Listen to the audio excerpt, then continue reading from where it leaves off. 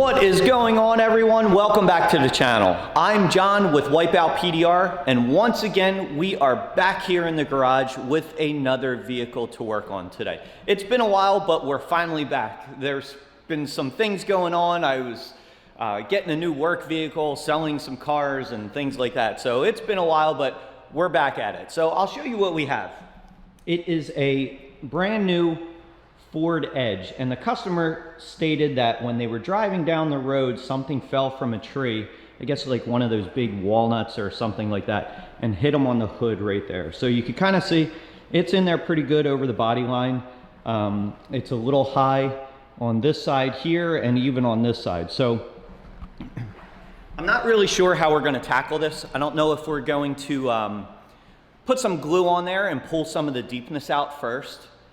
We're gonna have to tap down those eyebrows, those high spots, to relieve that pressure, but we might just get in there with some tools too and just like rubber tip tools and start working it that way. But in any case, we'll take you along with this as we normally do, the process of getting on the dent, working it out, and we'll get this thing done, see how it turns out. Let's do it.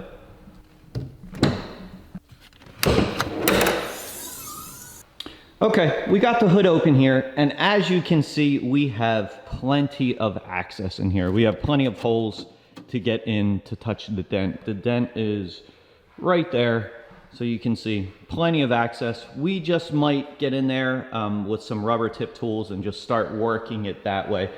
We'll heat it up, you know, make sure that's metal's a little softer, paint's pliable, and get going on it. Let's do it.